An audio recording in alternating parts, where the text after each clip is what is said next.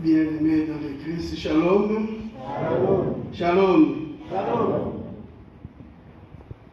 Je souhaite une cordiale bienvenue à chacune et chacun de vous à notre rendez-vous dominical où l'Église nous invite, plus particulièrement aujourd'hui, l'Église du Congo, afin que nous puissions réfléchir et méditer autour du Sacré-Cœur de Jésus. Cette fête que nous célébrons aujourd'hui, normalement dans l'Église universelle, c'est le vendredi. Donc le Sacré-Cœur, c'est le vendredi qui vient après la fête du Saint-Sacrement. Mais au Congo, nous l'avons reporté jusqu'au dimanche. Alléluia. La question qu'on peut se poser en ce dimanche, en cette fête, c'est celle de savoir pourquoi le cœur. On peut se poser cette question. Pourquoi l'Église, dans l'ensemble de la personne de Jésus-Christ, focalise seulement l'attention sur les cœurs? Mais pourquoi on ne pouvait pas dire des dimanches de la bouche de Jésus? Pourquoi on ne pouvait pas dire les dimanches des saintes mains de Jésus? Et cette fête que nous célébrons aujourd'hui, c'est une fête qui nous vient déjà au XVIIIe siècle, que les papes avaient introduit cela et ça a évolué jusqu'à aujourd'hui. Donc à partir du XVIIIe siècle déjà, imaginez-vous, vers 1789, que l'Église a opté pour un vendredi après, 3 vendredis après la Pentecôte, que toute l'Église, nous puissions contempler les cœurs de Jésus. Alléluia. Alors, pour que nous puissions comprendre un peu les origines de cette fête, nous devons faire marche en arrière dans l'Ancien Testament. Parce qu'on peut nous poser la question, comme les saints Paul, où est-ce que vous trouvez dans la Bible, on a écrit Sacré-Cœur, il faut fêter Sacré-Cœur. Ça, c'est un esprit fondamentaliste. Lire la Bible d'une façon très, très réduite. La fête du Sacré-Cœur a déjà des antécédents, des racines dans l'Ancien Testament. Chez les Juifs, le cœur, chez les Juifs, représentait l'organe de décision dans la vie de l'homme. L'homme peut décider qu'à partir de son cœur.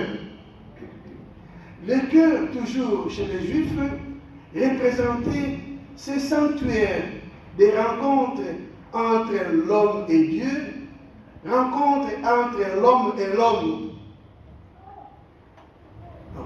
Alors, pour les Juifs, le cœur se révèle à travers l'agir humain. On peut connaître l'homme, on peut connaître ce qui est dedans de l'homme à travers son agir, à travers ce qu'il pose comme acte. Ici chez nous, on dit également, en Lingala, on dit Azamutema Mabé. Azamutema Mabé, c'est pas qu'un médecin qui opère quelqu'un, qui voit le cœur de l'homme, il voit là-dedans des choses qui sont mauvaises. Non. Mais c'est l'expression de ce que nous avons dedans de nous, que nous traduisons dans le quotidien. Ça signifie pour les Juifs, quand on dit dans ces synagogues, les gens qui sont dans ces synagogues-là agissent mal. Le mal qu'on voit est l'expression du cœur de chacun. On peut dire que Dieu est de mauvais cœur. On peut dire que l'Esprit de Dieu n'habite pas. Et Jésus, quand il est arrivé dans le Nouveau Testament, Jésus nous a montré l'aspect fondamental du cœur de l'homme. Nous nous souvenons tous bien, au début de chaque carême, quand on nous dit dimanche de carême, le premier dimanche de carême, nous avons toujours les tentations de Jésus au désert. Et l'évangile, soit Luc, soit Matthieu, que nous lisons souvent, on vous dit Jésus était conduit au désert, il resta 40 jours, 40 nuits, le diable est venu le tenter pour lui dire, si tu es le Fils de Dieu, dis à ces pierres de devenir les pains. Alléluia. Ça, c'est une façon de personnifier la réalité du cœur de Jésus. Ce n'est pas que Satan est venu en personne comme ça, il voit Jésus en train de prier, et il dit que voilà. Mais ça se passe à l'intérieur du cœur de Jésus. C'est dans le cœur où Jésus lutte contre le mal. C'est dans le cœur que Jésus lutte contre les influences du monde. C'est dans son cœur. Ce que nous lisons, c'est dans le cœur de Jésus que cela s'est passé. Pour nous montrer que les combats, ce que nous appelons les combats spirituels, c'est la lutte que nous, comme chrétiens, nous, comme disciples de Jésus-Christ, que nous sommes appelés continuellement à lutter pour que dans notre cœur puisse sortir des idées, des actes qui sont conformes à la volonté de Christ. Alléluia. Les combats spirituels n'est pas aller se faire torturer, n'est pas aller voir les déboires, une souris qui passe la nuit, on dit non, c'est celui-là, on voit les corbeaux qui chantent la nuit, on dit non, les démons, les combats, c'est à l'intérieur de nous. C'est le lieu de la décision de l'homme. C'est le lieu de choix. C'est là où l'homme peut choisir Dieu ou il peut choisir autre chose. L'expérience de l'Ancien Testament, nous l'avons senti aujourd'hui avec le livre de Osée. Dieu qui voit ce peuple d'Israël que lui l'a libéré de l'esclavage. Dieu, en faisant sortir ce peuple tout au long de la traversée du désert, il scelle une alliance avec ce peuple. Vous serez mon peuple et je serai votre Dieu sur base de ce que nous appelons les 10 commandements, les décalogues. Voilà la loi. Si vous respectez cela, je serai votre Dieu et vous serez mon peuple. Et la réalité est que quand les enfants d'Israël sont arrivés dans cette terre promise, c'est le contraire. On commence à maltraiter les veuves, on commence à maltraiter les orphelins, l'injustice s'installe, ainsi de suite. Le peuple se détourne de Dieu, le peuple se détourne de l'alliance. Dieu dit, que faire? Dans le cœur de Dieu, ce que nous avons entendu aujourd'hui, la colère émerge. Dans le cœur de Dieu, le désir de détruire ce peuple infidèle de l'alliance. Mais nous avons entendu Dieu qui dit, je viens avec un cœur qui se retourne contre moi, et les regrets me consument. Dieu, la colère qui était dedans de lui, pour briser, pour éliminer ce peuple infidèle, les regrets entrent dans son cœur. Je n'agirai pas selon l'ardeur de ma colère. Je ne détruirai pas Israël. De la méchanceté du cœur, Dieu montre un cœur de compassion. J'ai scellé une alliance avec ce peuple, malgré ce peuple s'est égaré, malgré ce peuple m'a trahi, je vais vers la compassion vers ce peuple. Je vais les chercher, je vais les guider pour les faire revenir sur le bon chemin. Alléluia. Et ce cœur miséricordieux, ce cœur de pitié, et c'est ce cœur que Jésus nous a montré tout au long de son ministère apostolique. Pendant les 3 ans que Jésus a exercé l'apostolat, il nous a montré que les cœurs miséricordieux, les cœurs pleins de pitié, pleins de tendresse de Dieu envers les hommes que nous sommes pécheurs. Dans le judaïsme de l'époque de Jésus, chez les Juifs, il était strictement interdit à quelqu'un qui souffre, exemple, de la lèpre, de venir dans la prière, d'aller dans le lieu public, qu'il parle avec quelqu'un. Mais c'était des gens isolés de la société et de la religion officielle. Jésus arrive, il dit même à ces gens-là que la société a mis à l'écart, que la société a considéré que c'est déjà fini pour eux. Jésus donne à ces gens-là la possibilité, le cœur miséricordieux. Jésus les purifie, leur donne encore la joie, la possibilité de vivre. À cette femme adultère, que la loi juive disait une femme hors de mariage qu'on attrape en flagrant délit, cette femme, la loi est claire sur cela, mérite la mort par l'étifunja, on appelait. La société, la communauté, comme nous ici, on sort avec des pierres, on va te lapider. Eh bien voilà Jésus, cette dame pécheresse n'a pas nié ses péchés. Jésus aussi n'a pas ignoré cela. Il a vu que cette femme, effectivement, on l'a attrapée avec une femme, hors la loi. Jésus dit, moi je ne te condamne pas non plus, mais lève-toi, ne fais plus de mal. Jésus présente à la place de la loi qui détruit, la loi qui condamne, la loi qui exclut.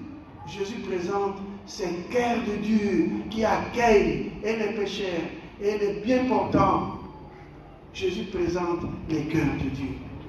Jésus est allé contre-courant à l'époque vis-à-vis des lois établies par les Romains, vis-à-vis aussi des doctrines établies par le judaïsme officiel. Jésus est allé à l'encontre. Zachée était une grande personnalité de l'Empire, une grande personnalité du gouvernement de l'époque, et il était interdit d'aller côtoyer des gens pareils. Jésus va et dit à Zachée, descends, aujourd'hui le salut est entré dans ta vie, dans cette maison. Zachée qui était exclu de la société. Donc Jésus, par le cœur miséricordieux de Dieu, il a récupéré toutes ces personnes que la société considérait des pécheurs publics, que déjà ils sont déjà condamnés, ils sont déjà morts, et ils ne peuvent plus bénéficier du salut, ils ne peuvent plus bénéficier du royaume de Dieu. Alléluia. Alléluia. C'est les cœurs que Jésus a manifesté. Et en célébrant, mes frères, aujourd'hui, cette fête, l'Église nous invite à prendre conscience que dans nos cœurs, le cœur de chacun de nous, si nous prenons le cas de notre pays, le cœur de chaque Congolais, c'est de là que se joue la meilleure vie, les destinées de notre pays. Alléluia. Les destinées du Congo meilleures que nous cherchons tous ne se jouent pas dans les partis politiques, ne se jouent pas dans les plateformes. Les destinées du peuple congolais se jouent dans le cœur de chacun. On peut avoir plusieurs partis politiques, on peut avoir la démocratie comme vous le voulez, même à 100%, c'est pas 30e vitesse, c'est pas tellement ça. C'est le cœur de chaque Congolais qui peut améliorer le bien-être du Congo. C'est dans le cœur que se jouent les destins de chacun de nous. Si nous disons aujourd'hui, voilà, il y a beaucoup de désordres dans notre pays, implicitement nous sommes en train de dire qu'il y a beaucoup de désordres dans nos cœurs. les pays, Dieu n'a pas créé ces pays avec le désordre. Si nous disons aujourd'hui, voilà, dans notre pays, il y a beaucoup d'érosion. Nous, ici à Kikusa, vous descendez des érosions. Nous, là-bas, des érosions. Dès qu'il plaît, des érosions. Les érosions sont dans les cœurs des Congolais.